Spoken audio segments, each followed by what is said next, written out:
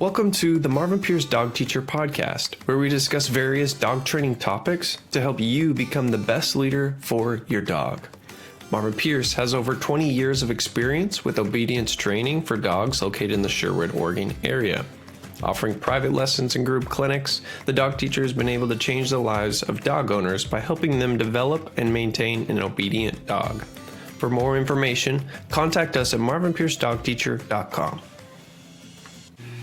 You know, I think one of the things for me is exercising dogs.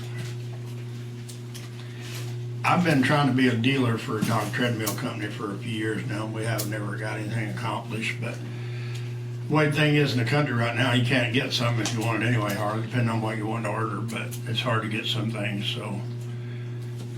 We put dogs on treadmills here a lot. We've got a couple, 2 or 3 dogs here right now, people are wanting us to put on treadmills. And Z, today, she wanted to she tried to get him on treadmill and he lost it, I guess, and looked good. Yeah, I told her that you and I could work on it. It took me and Mariah about 3 minutes, and I got So he video was on there today. Oh yeah, I got video of him cruising on a treadmill. Awesome. He's done like, I think 3.8 miles an hour. I don't know where he's going, but he was on a mission. and it only took us, I don't know, probably 5 seconds to get him going. But I think sometimes with anything to do with dogs, is our expectations is what makes a lot of difference. I didn't expect it to be no issues. I just assumed it was going to be really good. Not always saying that it does, because sometimes it's not as good as it sounds like it could be or would be. But this time it was. I mean, he just took off on treadmill, and I had Mariah on the controls, and she, I don't remember what it starts out at now, a half mile an hour or whatever it is. And she got him up to, I think, like I said, I think it was 3.8 miles an hour. And he just cruised, and we got Milo now running on treadmill, and he's doing really good. And we just sent home whoever that dog was. The other Milo. No, well, Lexi. Lexi. Yeah. We got Lexi going on treadmill for the owners. And, you know, for me, it's just fun to see. It would be more fun to see people that would actually do this with their dogs. Get them on treadmills and exercise them. They love Blazers owners have one at home and they're excited about it. Yeah. And it don't have to be a dog treadmill. I mean, you can use a regular treadmill that you run on yourself and put your dogs on there. If you want to get really wild about it, put a treadmill side by side and you and your dog go for a walk together. The dogs, I've got Harry and Roxy on treadmill. The little ones. Yeah, they're little bitty dogs. Heck, they're not that big. And I put Roxy in the back. She's an old dog. And shoot, they run on the treadmill. And this morning, I was sitting up there drinking some coffee, and I had them on there. And I ran Roxy. Well, I didn't run them because I don't take those dogs very fast. They're so little. But for 10 minutes, then I put Lexi beside me, and she snuggled down in the chair with me. And Harry, he went another 5 minutes before I quit with him. And I think Harry could have probably went for an hour. My dog don't ever quit. But it was really fun to see him. Go all day. And then Bianca's little dog, Tilly, right? Yeah. I put her on treadmill the other day for 5 minutes at a real slow speed.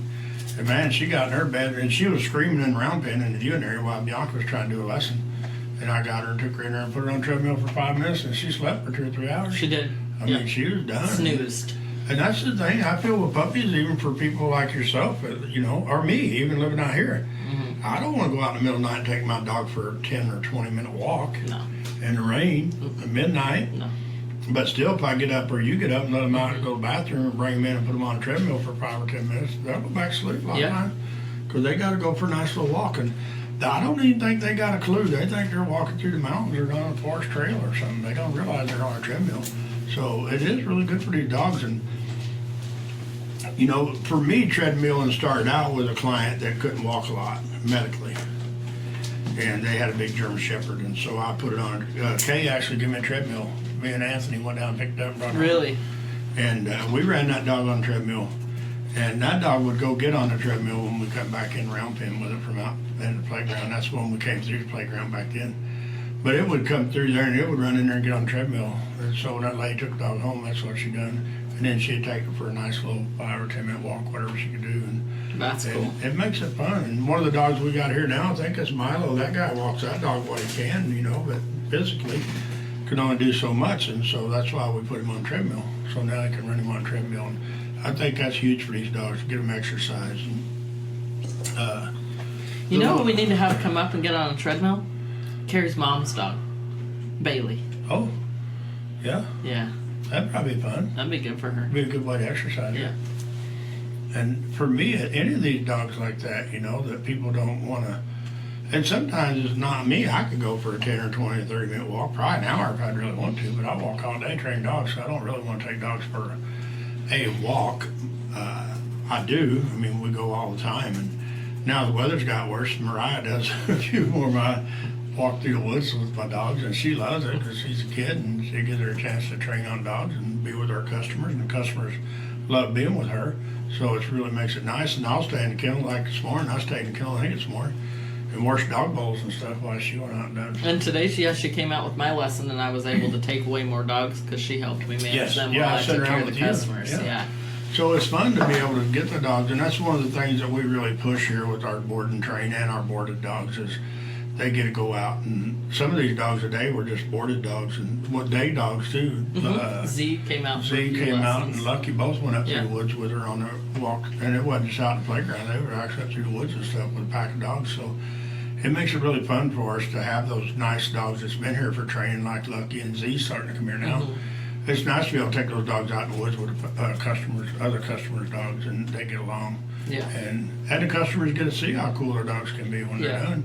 That makes it a lot of fun for them too to see it. And we don't have to just tell them. We can go show them because we usually always have a kennel full of dogs that we can take through the woods off Yeah. leash.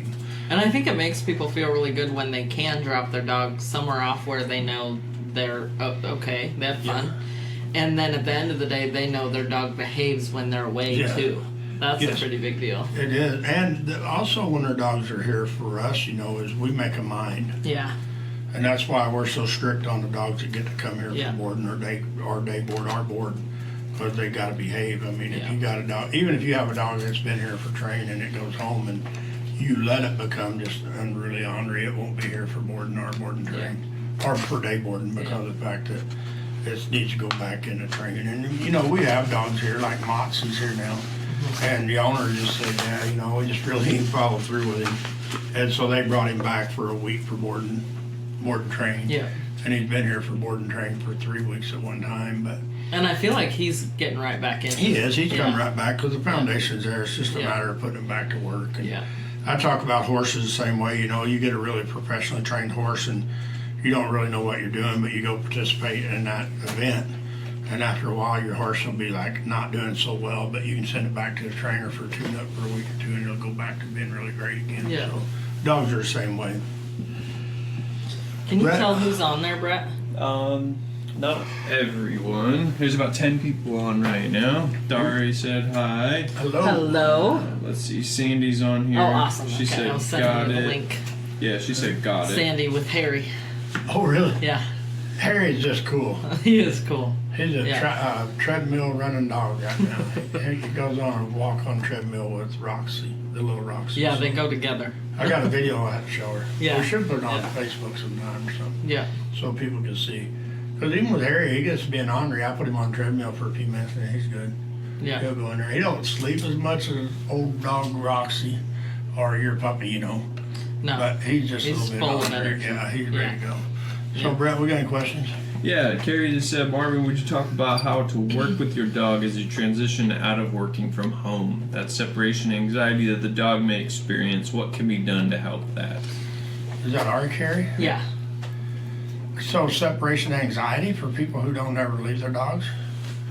Yeah. I told somebody today, one thing is I think would help is, and I told somebody in kennels today in Round Pen, you were probably there, that I'm gonna run up Walmart, and I'm gonna go back to the toy section, and I'm gonna get a nice sized stuffed dog, and I'm gonna bring it here. The only reason I'm laughing is Carrie's got to be busting up laughing right now for And this. when somebody's standing there in the round pen and the other day we just had it, and this person's going to look for other options for trainers because I don't think we're going to fit his bill. No. But this guy literally, his 5-month-old dog, that just chews on him. I mean, he like chews on this Has guy. holes in his hands. Blood. Yeah. And this dog sat there and stared at this guy, and me and Bianca, I was on one side of the guy and Bianca was on the other side of the guy, and we were both talking to, at one another and to the guy, you know, not unpolitely, but was taking turns, whatever. And finally, I asked the guy, I said, sir, I said, I think that maybe your dog's just like, can't take his eyes off you. And the guy's like, I know. And I said, and you can't take your eyes off the dog. He never looked at us. We stood there and talked to him, I bet 5 minutes, and he never took his eyes off that dog. So I'm going to bust on down to Walmart when I get a chance. I'm going to get me a stuffed dog. When we go in around Get it out of the office. I'm going to be like, here, hold this dog for a while. Let's take your dog and go do some work with it. Or leave your dog here for a few weeks for training. You take this little dog home and live on it. Because that is what starts with separation anxiety. Yeah. With dogs. And it's worse. I mean, it's like 2 14-year-old kids just fell in love and they can't imagine life without staring at one another. I mean, nowadays, I guess they'd probably be on the cell phone and FaceTime and shit. When I was a kid, you just wait till you went back to school or you hitched a ride or something to go see a girl. But nowadays, you can FaceTime and sit on the cell phones all the time. And with these dogs, it's the same thing. I mean, and for me, the separation, I don't feel that it's, I mean, I just get frustrated over the separation anxiety with people and dogs because of the fact that I think that grieving is one thing. People, if they lost a loved one or they've lost another dog, they go get a puppy. Yeah. And that's their life. And not pick on those people, because those people, I mean, it's hard times. But like you, I can pick on you. Mm-hmm. Like Tilly right now, if you screw that dog up, it ain't nobody's fault but yours. Oh, yeah. And Carrie would be the same thing with her dog, and Jocelyn with her dog, and Mariah. I think, and you know, it makes me feel good because like the other day you talked about how nice it is for y'all to get to bring your dogs to work. Yeah. And for me, the nice thing about it is when y'all bring your dogs to work, they're not always under your feet. They're not, well, they're never in your way. No. You use them a lot, and we use Bianca's or Mariah's dog. We don't use Jocelyn's dog much. He's gimpy a little bit, and we ain't using Turd. Leo. We don't use Leo in lessons. But we can find y'all dogs anywhere. Yeah. I mean, in the feed room, and the storage room, and the break room, and in a kennel sometimes, or out on the playground, or in the round pen pen area, or one of the pens, 1 or 2. And I feel that if people at home, especially if you have a house with a backyard, or front yard, wherever you put a kennel, if you would leave your dog there sometimes and not have him under your lap all the time, or in your lap, or under your chair, it would make a lot of difference. Yep. Or leave your dog somewhere once in a while. And for me, I don't feel that it's, I have a hard time feeling it's the same leaving your dog in the house while you go to town for 3 hours. I don't feel that's the same as it is if you leave your dog in the backyard in the kennel all day. And I'm not talking a crate. I'm talking a 6x10 or 6x12 or whatever kennel. I don't feel it's the same leaving your dog in your house as it is if you leave it outside in the kennel where it can get fresh air and see the sky, feel the wind blow, and take a nap if it wants to.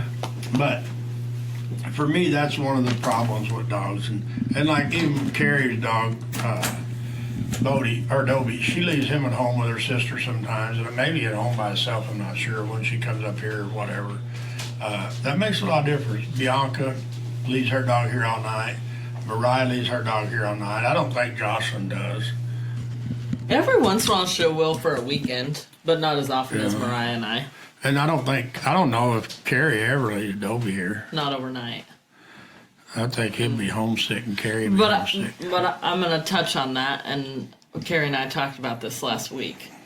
I think Dobie would be fine. Oh, Dobie would be tickled to get her Carrie mom. just wouldn't. Carrie wouldn't be bad. Dobie'd be like, let's have a party and bark all night. Mom ain't here. Exactly. So, and that is the hard part, and I don't know why humans have such a hard time not holding their dog. And like I told some people today, I don't think it's the dog. Like you just said, I think it's the human that has the most problem. Yep. And I can say that because I used to have that problem. yeah, I can say that because I never had that problem. Yeah. It was shocking to me when I realized Scout was all right with that. Yeah, I know it hurts sometimes, huh? Yeah, it hurts people to be like, damn, my dog don't really need me 24/7, 365. Nope, he don't. But it's really hard. And like I said, I don't feel,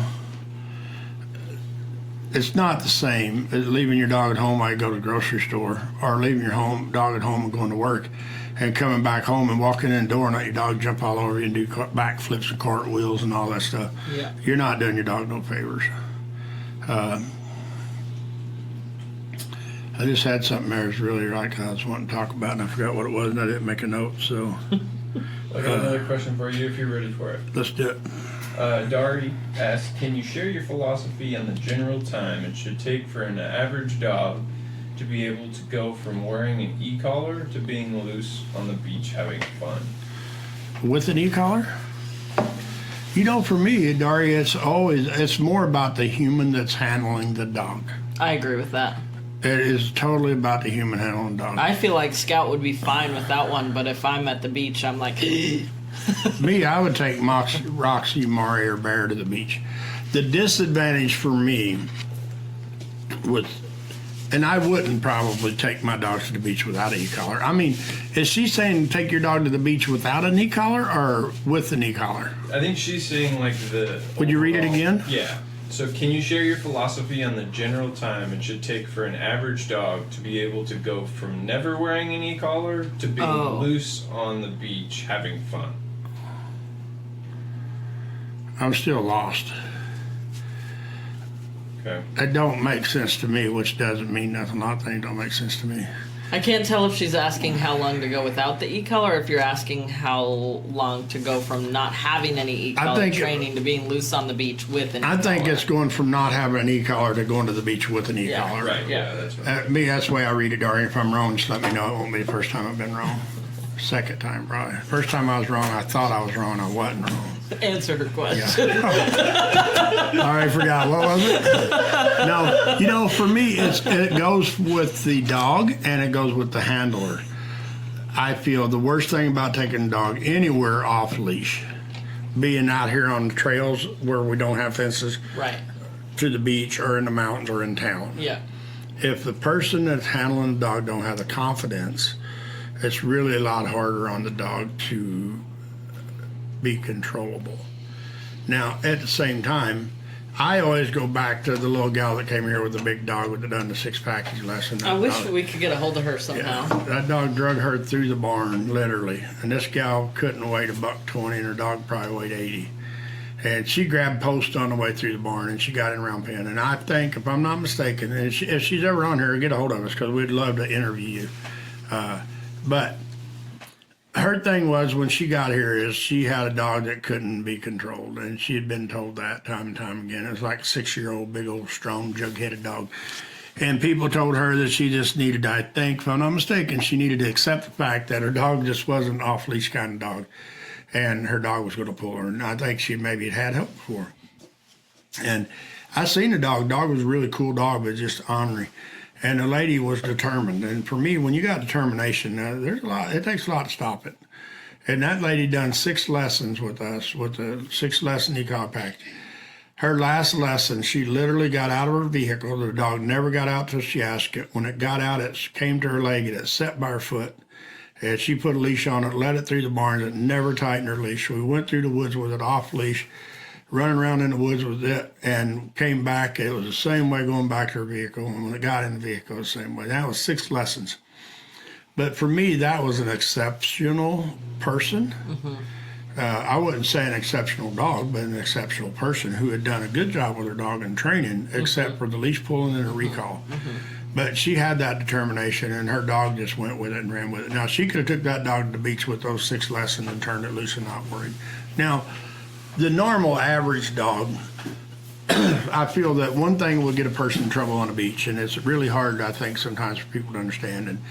And the reason I know is from cowboying all the years I did. A lot of times my dog could be 100 foot from me and he couldn't hear me, for the cows bawling and all the hoofs clicking around his feet or around his head. So that's where I learned to recall the tone button on my dogs. Actually, I lost my voice in Othello, Washington, is where I really got big into recalling my dog with tone button, because I couldn't, if I hollered my dog, I'd be like, oh, and that's all I say. And so I had a buddy literally call my dog that was on a horse beside me, and I hit the tone button. And my dog would look at him, and I'd pat my leg, and my dog would come. And that's how I taught my first dog to come with a tone button, because all I could say, And that was it. And that was bad because we were cowboying in some rough country. And I needed my dog to listen, so I couldn't recall my dog. And my dog already knew to go the way I pointed my horse, or I was pointed, or my four-wheeler. That's the direction my dog went. So I could send my dog, but I just couldn't get him to come back. And so I started training with a recall with the tone button. But if you get on the beach the same way with your dogs, if you teach your dogs to recall with a tone button or get their attention, most dogs, it doesn't matter if they have a recall or not. If you hit a tone button, they're going to look at you. Yeah. And then you can call them to you. And that's what happens in the beach. Is there's so much noise from the waves and stuff. Yeah. Dogs get 100, 150 feet from you. A lot of times they can't hear you. Yeah. Especially if the winds are coming to you instead of away from you to your dogs. And people don't take that in consideration. If you call your dog and they're downwind from you, they've got a whole lot better chance hearing you than they do if they're upwind from you. Yeah. And Janice did that with Pearl, and Lucky and Scout are Australian Shepherds, and so they're different. They're more with us than Pearl is. Pearl's a Great Pyrenees, and she likes to go wander. She doesn't need to be up in our business. She doesn't care what we're doing unless we need her. Right. And so there's so many angles that she can go hide around a building or something, and Janice just hits the tone button and we just wait. And we're like, which way is she coming from? She wanders back in. And that's the big thing about a tone button, and I feel that people use tone button and vibration to warn a dog that I'm going to use electric collar instead of using it for a set, recall, whatever you want to do. And the best example that you've given for that is the parents that are like, I'm going to count to 3. Yes. And they're like, 1, 1 1/4, 1 1/2, because they just do not want to discipline their kids. And you can tell their kids don't listen. Yeah. That's not a threat to them. And we get people here, and I mean, it's like, they're like, can you fix my kid like your dog? I'm like, yes, but I got to fix the parent first. Same thing with a damn dog. I can fix the dog, but I got to fix the parent too. And the parent's hard. People's hard. I mean, I don't know. I can't ever say I've been there, so I don't know how hard. You can witness how hard it is to be fixed, I guess, And the thing is, for me, is once in a while we get somebody here that takes it personal. They think I'm personally attacking them for not being able to get their dog to do what I'm doing. And that's never that. I have no reason to pick on anybody. Like I've told Bianca here, and it's the same thing with Bianca. We have nothing to prove to nobody. Yeah. We can take our dogs anywhere off leash, and I mean, we don't worry about our dogs. We don't worry about our dogs getting in trouble. So we don't have nothing to prove. And for me, over time, I mean, I remember an old cowboy told me years ago I had a horse. I still have him, actually, Badger, and I bought him, and I called this old boy, and he was, I don't know, I think he's passed away now, but when I met him, he was probably 70, 80 years old, and that was 18, 20 years ago, whatever. But I called him bragging on the horse I had, Badger, about how cool a horse he was, and he's like, let me tell you something, son. He says, I gave you 20% what you have, and you made the other 80%. He said, if that horse would have went to somebody else, he wouldn't have been this kind of horse. Yeah. And my granddaughters are riding him now, And the fun thing for me is the fact that I could now say the same thing with Scout. I didn't do that. You did. I just helped you. Yeah. And so that's the way it is with the dogs that are here. It doesn't matter how great a dog I can make anybody. If I can't teach them how to follow through, you're not going to get there. Yeah. And some people, they bring their dogs back for a tune-up once in a while. Yeah. Mocha came back, remember? Yeah. Yeah. And she's like, hey, would you just like tune her up a little bit? And it's because they just don't follow through. And for me, the fun thing about it is once we've boarded and trained those dogs or trained or whatever, they can come back for a week and we can get them done pretty dang good. And some people will just come for a lesson. Tyka's owners, I've talked to them twice on the phone, and they're like, awesome, cool, thanks, bye. And I don't hear from them for a month or two until they come up with something new. And so it's fun for me to see the dedication that people puts in it without an attitude. Mm-hmm. And we get people here, like the one guy, like I said, he's going to go somewhere else. He's going to look at his other options because, man, he just don't want to be mean to his dog and not be able to stare at him 24/7. And I hope in a lot of luck. I mean, maybe there's somebody out there that's, I don't know. I don't know. He could always get... That's really hard for me, what I've learned from you. To watch people misunderstand dogs me too. So much because I just want to save the dog from that. Me too. That's what I've always wanted to do. They think kissing them and loving them and that's it is the best thing for them. And that dog was stressed. And you look at people, I mean, I say as sugar mamas and sugar daddies to their dogs, which is not very nice. Some people take offense to that. Most people laugh and know Yeah, they do. But people are that way. You get some lazy ass guy, and if you're on here and it hurts, it's probably the truth. So, but you get some lazy ass guy that doesn't want to work and he lets his girlfriend take care of him, or his wife, whatever it may be. It's not fair. No. But a lot of women will do it. Yeah. They'll take care of that guy because he don't want to work, Yeah. but they love him. Yeah. And it's the same with the dog. They love that dog, but the dog don't respect them. But the difference is, I can help them fix that dog, but I can't help them fix that guy that don't want to work. Yeah. I can just pull the plug. And, that's for me. That's that easy. And I'll probably get hate mail from this shit. Join tomorrow. us next Wednesday for Yeah, dating join- advice. Yeah. I get people who want me to do marriage counseling now, and I could. I just had to charge a lot more money, but I don't think I'd be very good at marriage counseling. I'm not sure you'd have quite as much fun. There'd be a lot of divorces around here. Instead of marriage, what do you call it, chapel to marry? I'd have the bar for divorce. Come to the bar to be divorced. But, and for dogs it's, now we're going to work with a deaf dog. And I'm so excited. You're as excited as me or more until it bites shit out of you, and then you won't be quite as excited. You'll be like, Marvin? Yeah, I haven't gotten bit bad. Yeah, and the thing is for me, is this little dog's 3 years old, I think. The people's had it 2 years. And if they're on here, we told them it was going to be on Facebook tonight, and I think I probably told them I was going to talk about their dog and them. And, it's just sad to see how hurt people are that their dog's this way. Mm-hmm. And the worst thing for me is the people knows it, they realize it, but yet they won't fix it. They'll shelter the dog. Where these people, they're going to fix it. Well, we're going to try. I don't know if we'll fix it or not, but I'm figuring 98% sure we will. I'm with you on that. But the bad thing is with the dogs, we don't know the dog the way he really is because they got him on so many drugs right now to keep him calm down. I do agree with that. They've got him on 2 or 3 kinds of drugs, 2 kinds of drugs, and then they got him a medicated dog food, I think. But on the flip side, that could be half of his problem. Doubt all it. the drugs.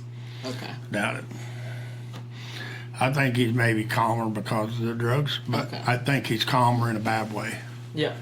I think it's just like if drinking whiskey instead of beer, so you don't get drunk. He's on just beer. drugged. He's not calmer. He's Correct. drugged. Yeah. Yes, he's not mentally better. He's Yeah. just medicated. Yeah. And I feel that the medication ain't necessary. And I could be wrong. I'm not a vet. For sure. But I think that most of the time, and not all the time, but I feel that it takes a certain kind of trainer. And now next week, or next month, whenever we get this dog here, and I'm on here and you see Band-Aids all over my fingers and shit, and Bianca's, we might be like, that dog we was talking about a month ago? We'll admit We it. were wrong. But for me, the thing is I will learn from that dog, and I got confidence that I can fix him or I would tell him no. Yeah. I've had a dog here last week before last, I just told people I couldn't help him. Yeah. Because of the circumstances just wasn't going to work for us. And so for me, I'm not going to take somebody's money if I don't feel that we can help them with their dog. Yeah. But the biggest thing I can tell everybody is the fact that if you are weak and you feel sorry for your dog's not going to learn nothing. He's going to learn, but he's going to learn bad things. Yeah. Because they can't accept it. And you can feel, there's a difference. I feel bad for dogs that get hurt. I've had dogs killed right in front of my eyes. And I felt bad. I felt terrible. Mm-hmm. And I've had dogs that got broken legs and stitches after stitches, And I always felt bad. I never felt sorry for them. I felt bad for him. Yeah. But I you felt didn't bad for me. share that emotion. No, I didn't. Them. I just got the dog and we took him to the vets and got Yeah. it fixed and brought him home. And I didn't feel bad for him when I got home. No. I just treated the dogs, Yeah. And me back in the day when I cowboyed around a lot, if you seen my dog in the house, there was either one or two things. He got hurt pretty bad or I was laid up pretty bad. And they brought the dog in to see me. And that was it. And so I feel that my dogs never took advantage of that situation because I never felt sorry for them. Yeah. And I felt Yeah. bad, but I didn't feel sorry. Yeah. And, tonight I told, what's her name, with Teddy, that she could hug on her dog for. She said, really? I said, yes, because you're not showing a weak emotion. You're just showing you love your dog. Yeah. And there's a lot of difference because her dog was minding and it sat down when she Yeah. hugged on it while she just petted on it, what she done, goo Yeah. face or whatever. But her dog was perfectly good with it. He didn't Yeah. jump on her. He didn't try to bite on her. He didn't get up. I mean, Yeah. he behaved himself. And it's because he's starting to respect her leadership. Yeah. So, any question, Brett? No, I put a question out there. You got 15 people on here, though. So we talked about the deaf dog, and I mean, I trained a deaf dog for Terry one time over in Idaho, and you trained one now, and your little dog. It ain't a puppy, is it? How old is yours? That one's younger. He's like probably 7 or 8 months now. So it is a puppy. Yeah, he's young. But he went from being like put in the bedroom because he barked when they had company, to And they now were training their other dog, and they weren't really sure they could even do anything with him. with the deaf dog. Yeah. And I didn't know about the deaf dog really until me and you went to their house, done a lesson. And I'm like, what's that barking? Because I instantly, there's a problem dog right there. Yeah. And the same thing, somebody pulls up my car and they get a dog out for a lesson. There's a dog in the truck barking. I'm like, hey, you got a problem in that truck. So they brought that dog down, I think, that night. Maybe we met it that day I was there, if I'm not mistaken. Yep. And then you started doing lessons. I think Yep. I helped you once or twice or Yep. talked you through some of it or something. But now the fun thing is they take that dog out in the field, them two dogs with your dog, I think, and Yep. they run around and play and act like Yep. a dog, and they can call it back to them. Yep. And now it don't have to be put in the bedroom. I should say locked up because you Yeah. don't got to lock the door because he ain't big enough to open the door. But Yeah. they don't have to put him in the bedroom no more. He can actually come out and hang out with people even Yeah. though he's deaf. And for me, that's just, if that don't make you excited about training dogs, there ain't nothing will. Yeah. It's always fun when you can do that. And that's the same thing with this other deaf dog that bites people. But this dog bites people. I mean, he's not very nice. But I think he's not very nice because he's confused. And Yeah. he's a rescue dog. You know, they rescued him when he was a year old. And he Yeah. came with baggage, you know. And that makes it even worse. And then the lady's just so nice. I don't know about the husband so much, but the lady's so nice that makes it even worse because she feels so bad for the dog because he's deaf. And, Yeah. And I don't know. I always And just then say, she felt even worse because she had done some She things thinks she wrong, made it and worse, She made yeah. it worse, and yeah. and it's hard. I mean, there's no easy way to rescue a dog and just go with it and fix it. No. Jocelyn, she rescued old Sully, and she brought him up here like Day 3. 3 days later and dropped his ass off. He's hiding bones and said, "Here, fix my dog." And now she works for us, so it's free fun. And Sully comes to work with her when she don't bring that turd, Leo. But it Do you have a is, question? yes. Mary asked, curious if the deaf dog is deaf from birth. Is it? They don't really know because it was the shelter. Well, the lady got the dog at a year old and it was deaf, so from a shelter. So I'm not sure. Is that Mary with Bronx? Mary Poole. Yeah. Yeah. So for me, it goes back to the deaf dog. He will just start biting them. They said he'll be their best friend and he'll latch on, and for no reason. Or if they try to touch his feet or Yeah, they can't put a touch his harness on feet or him. you can't trim his toenails or you can't put his harness on him correctly.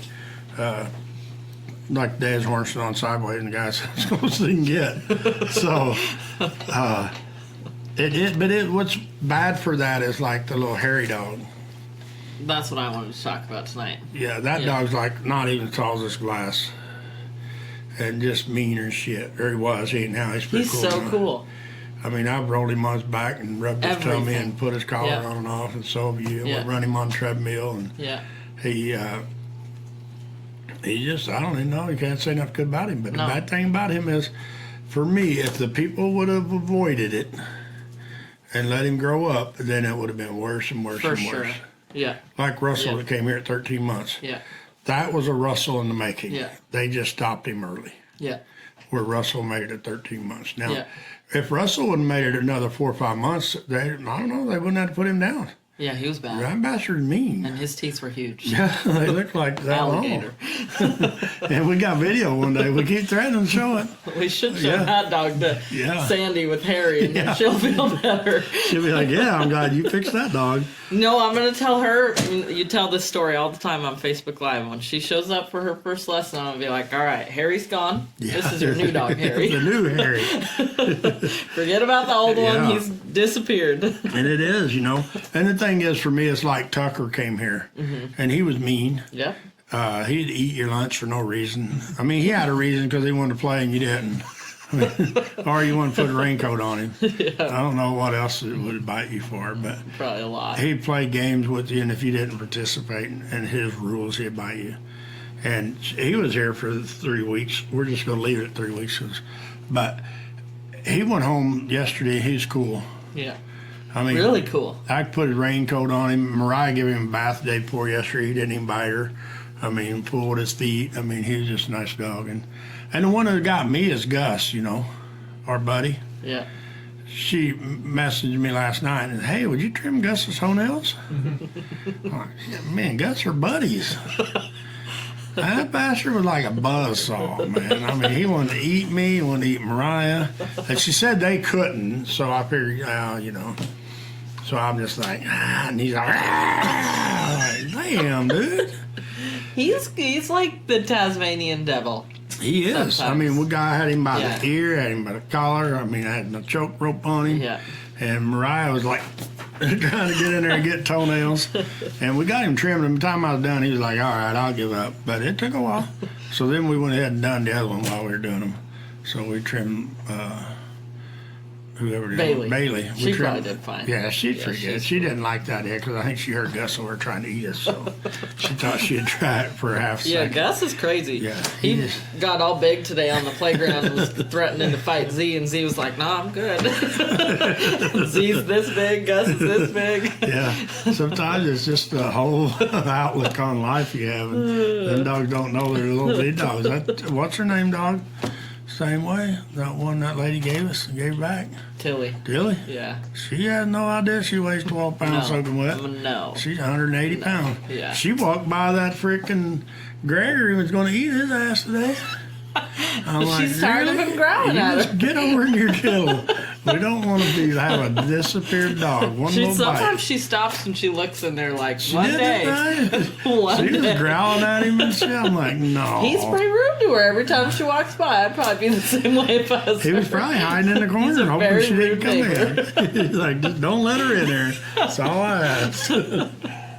I'm going to take Tilly's side on that one. Yeah, he probably deserves it. But it is. The size of the dog don't matter. I hear that all the time. The size of the dog in the fight ain't as important No. as the size of the heart of the dog. That's what'll make it or break it. And it's dang sure true. So, And I feel that way, like with Harry. He's so cool, and he hasn't really done anything wrong, but he did have a little fit on the leash. Last night I went up there, and I couldn't help but work with him, so I put the leash on him. And he wanted to go play with Ellie, who was in the round pen. That's his girlfriend, and they race back and forth, and, he's in love, so he wanted to go play with her. And he just, flipped up backwards and was showing me his teeth, and I was like, what? He's like, oh, never mind. And just quit. But I feel like in that moment 6 months ago, Yeah, he would've if tried that to happened eat to you. me, I'd been like, Marvin! This dog's gonna eat me! yeah, it's a lot of difference when you start getting a little confident. And I used to think that only you could handle those dogs, but I feel like you've gotten my confidence. I do. I mean, you can handle those dogs. They're not bad. Like I said, the difference is going to be one of them, you get the finger blood running out I of it. agree with that. Then, but I think Yeah. you'll be all right now. Yeah. You'll just Band-Aid it up and go Yeah. on. Just remember to put peroxide on her or Yeah. something. Clean it up good. We got any questions, Brett? No. So, well, we talked about the deaf dogs, like I said, and I know a guy that had a deaf blind dog on his property. Not dog, I think he lived, if I'm not mistaken, 13 years on a farm and never got ran over. Well, if he did, he lived. But, it's amazing what these dogs do. It's the same thing with humans, If somebody loses eyesight, they make up for it with hearing. If they lose hearing, they make up for it with vibrations, whatever it is. But it makes a big difference. And for me, I feel that we as humans just naturally feel bad for some dog. And then we focus on whatever their weakness is, which is the worst thing we could do. Instead of building up the Yeah. other parts. Yeah. And that's what makes a difference. Like I said, with that dog from Idaho, it had such a cool recall. I mean, that dog was just awesome. And now I'd done all that in like 9 days or 8 days or whatever it was. But I worked a lot with that dog. And so that's what makes a lot of difference. And, we're going to throw out there tonight that we're going to go do a clinic, I guess, up in Washington. Oregon. Oh, Oregon? Klatskanai. Close to Shows what I Washington. know. I told somebody I was in Washington, but it doesn't matter. Wherever it is. Me and Bianca and Mariah's going to go do it. Mariah's going to go with us. Awesome. And we're going to go do a clinic at some people's place at the farm, and we're excited about it. We're going to try to start doing some once in a while. If we do them, they'll probably be on Sundays. And I get people who always want me to come and do one, but we've got a farm now, I think, that we're going to try to put out there. And I remember whenever I used to do demos in Pomona, California, Sacramento, California, and Albany, Oregon, Ridgefield, Washington, I always had people there wanting me to go to different states and do clinics and for obedience. And I never would do them per se, just because I didn't have the staff to keep up with all the paperwork. Right. And it's a pain in the ear whenever, let's for me, say I want to go to Eugene and do a clinic and I need 8 dogs there to do it. And, it's just a pain to get it set up and get there, and then you only have 4 dogs. And it's just like, for me, it just takes the wind out of my sail to try to do it for people whenever they don't follow through. And I know it doesn't matter what you do, with horses, or most people nowadays, they just make you pay your fee, and if you don't show up, you pay for your spot. And I think that's the way we'll get. I mean, especially when we go out of town. Here, we're a lot more lenient. If somebody does a 4-week obedience class, and if they got to miss a day because the fish is biting really good or something, we let them make it up somewhere. Or they just come to a different. Yeah, if they got a medical problem or whatever, Yeah. Or if a dog's sick or whatever, we always let them make it up. But I feel that when we go to start doing these out of town, if we do, depends on how this one goes and how much y'all enjoy it. I know I'm going to enjoy it, but It's gonna be fun. this one here we're doing, it's going to be like 8 to 9 in the morning, 1 hour clinic, and then an hour break to talk about dogs, and then an hour clinic, and then we'll talk about dogs or take a nap or whatever, and then another hour and take another hour break, another hour, and then we'll go home. And it's 4 hours actually. So for me, this is a 4-week clinic in one day. Yeah. Yeah. And for me, I love training dogs that way. I mean, I've made some great dogs that way. I never had a dog in my life that I worked once a week on it. For me, I worked on them sometimes 3, 4, 5, 10 times a day, depending on what dog it was of my own, my cow dogs, and how bad I needed to make a dog or whatever. And so I feel that just like this chocolate lab we're working with now, Callie. Yeah. For me, that dog, if it was in that 4 1-hour class, you wouldn't even know that dog when it was done, because of the fact that what you can learn with it. But the biggest thing is for us with these clinics is the people can't pick on the dog for the hour between the clinics. Right. They need to give it a rest. They need to let it go crate up and take a nap or something, because it's going to be a lot on it. Yeah. Brett, you got anything? Yeah, Mary had just asked, please restate what the clinic topic is. Ours, we don't even have one. It's just obedience. General It's just going to be a obedience, general yeah. obedience. And some dogs will get a recall on, depends on the dogs. I mean, if we get there and we got a 4-year-old dog, a super, super nice dog, they just can't catch it, we'll probably get a recall on it that day. The Where 2 poodles, I'm sure we can. Yeah, they can Yeah. just take it out in the field then Yeah. and play with it. I wouldn't take it to the beach and turn it loose after those 4 hours, but they can dang sure take it out in a big field with a fence and get a recall on it. So, Yeah. and then teaching a dog to not jump on you, keep their mouth off of you, things like that. For me, it goes back to, if you have a dog, and I mean, we have a lot of dogs that come here. Milo, I think, was kind of that way, the curly Milo. But if you have a dog that has a problem in the house, or that gets into a dog fight, then you start keeping it away from that. Mm-hmm.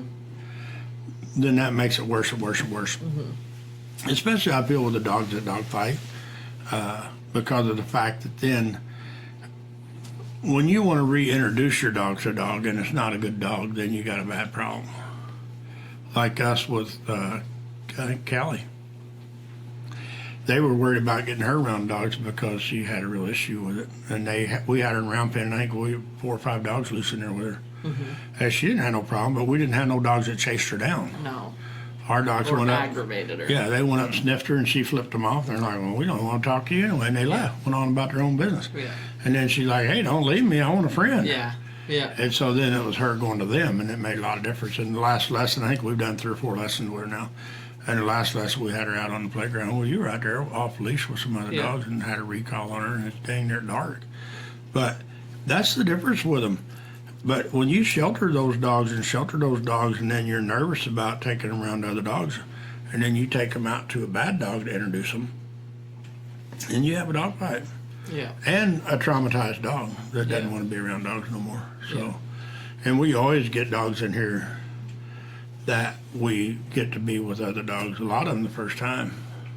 Now Jenna, we didn't put her with Gemma. We didn't put her with dogs till yesterday, and it's just because she was so unstable. Yeah. That I was afraid she's going to get herself in trouble. We couldn't even catch her unless we trapped her, and now I could actually catch her, kind of. Yeah. Now, if I got my dogs with her in a round pen, she'll come right up to me and let me catch her. So it makes it a lot of fun. Mariah went out to catch her tonight. Were you up there? Yeah. I said, Marvin. So I went out there and caught her. She came up to Mariah, and Mariah pet her, actually. Yeah. And she started putting the leash on her and took off. Yeah. She didn't want the leash on her. So, and then she snapped at me. And whenever I took the leash off, a collar off of her in her kennel, she just turned her head and popped at me. And I don't think she wanted to bite me. I think she was just trying to warn me. Yeah. And so I discouraged it, so I don't think she'll do it no more. You got any questions, Brett? Nope. So, Bianca, what do you Yes. want to talk about? That was all I wanted to talk about was Harry. Well, and on the Harry subject, the dogs that are biting dogs that don't really want to be biting dogs, they just take leadership when the owners are weak. Like today, Jocelyn went to get him. I don't even remember what she was doing, but she said, she put him on the treadmill.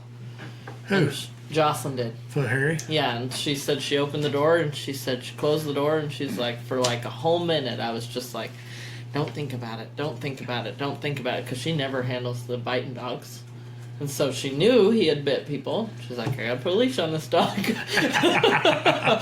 She said she stood there for a minute and played the mental game and was like, don't think about it, don't think about it. Just got her mind off of worrying about if he was gonna bite her. And she put the leash on, put him on the treadmill, and she was so proud of herself. Nice. But it was because she didn't Mentally rush got it. ready, yeah. She was like, I just need to think about this before I do it and not get fixated on the fact that And you he's know, gonna that's the bite. thing that I've told you since I met you, and I've told Mariah, and I've told Jocelyn, and Carrie, and I don't know if it doesn't good to tell Carrie, but I tell her. And I've told anybody who's worked here, Yeah. if you ever go to a dog kennel and you don't feel comfortable, don't open the door. Yeah. If you go get them out of one of the pens, you don't feel comfortable, don't Yeah. get them out of the pen. Call me or text me. I don't care where I'm at. We'll figure out what to do about it. Yeah. But nobody ever needs to go in a kennel. No.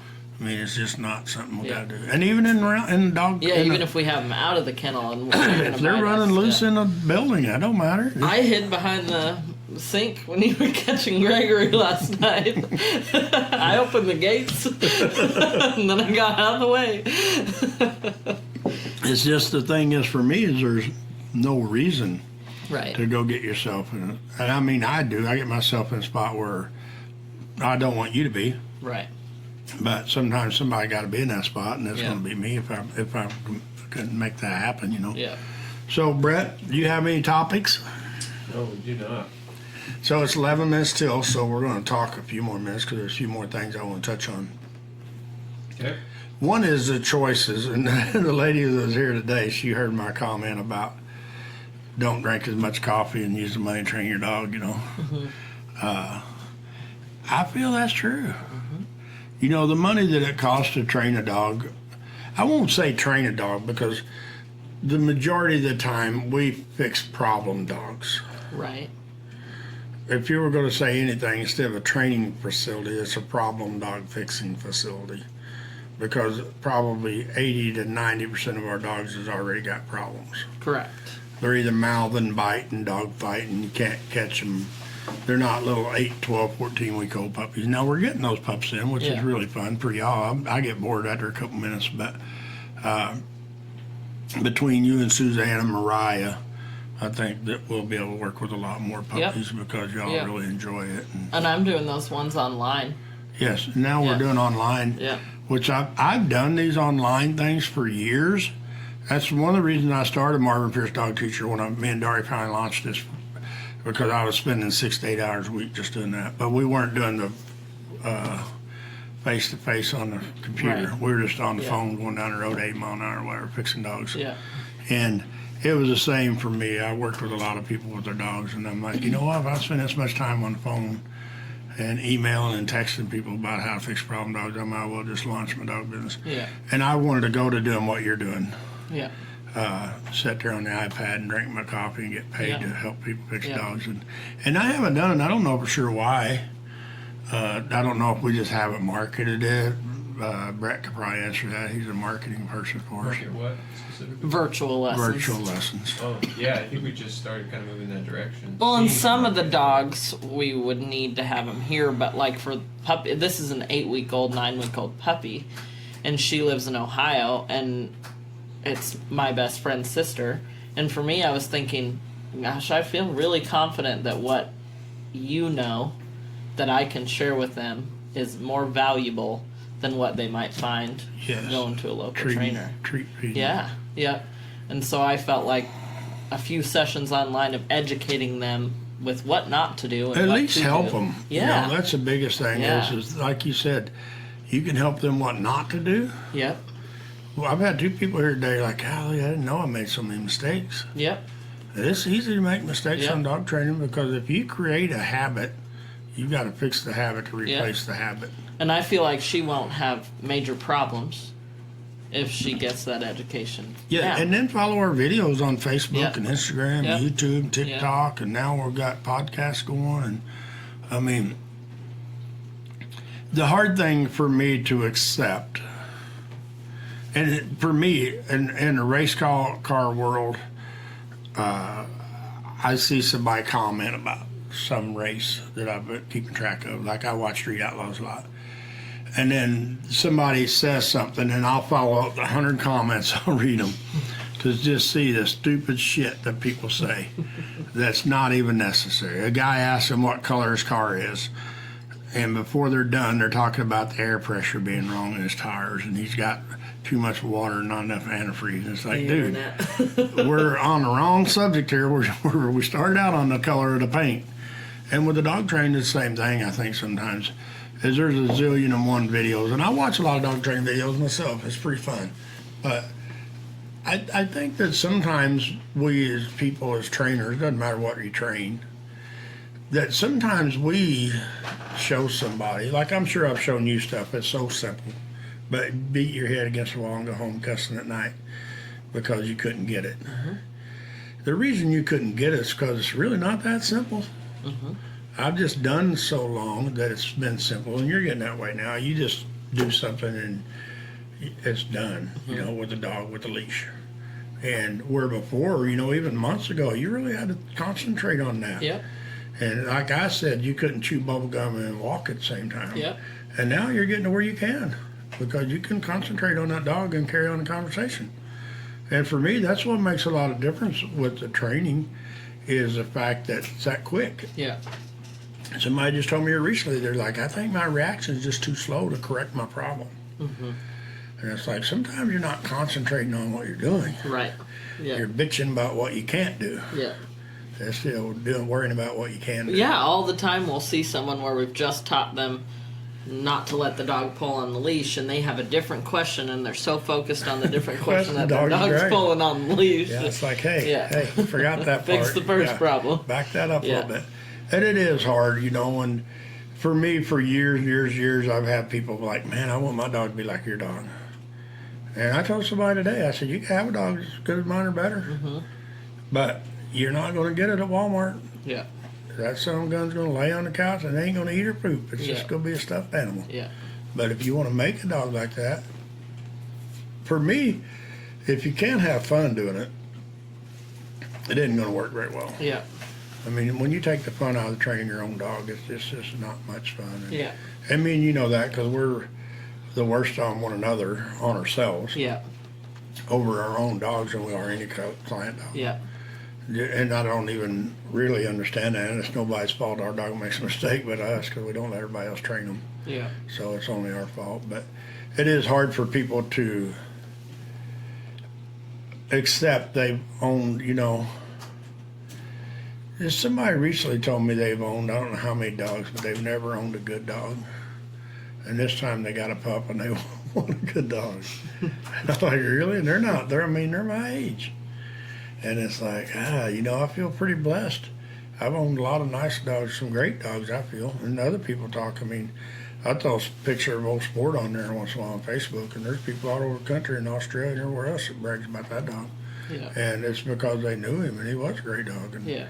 I won't say he's the greatest dog I ever owned because there's a real toss-up between him and Jake and Tyson and, I mean, Chick, you know, I've had some really nice dogs over the years, and I've had a lot of sick-em dogs, I called them, could get it done, but it's just really hard for people to understand that you can't exercise Fluffy for 10 minutes in the morning and 15 minutes at night and expect Fluffy to stay out of trouble.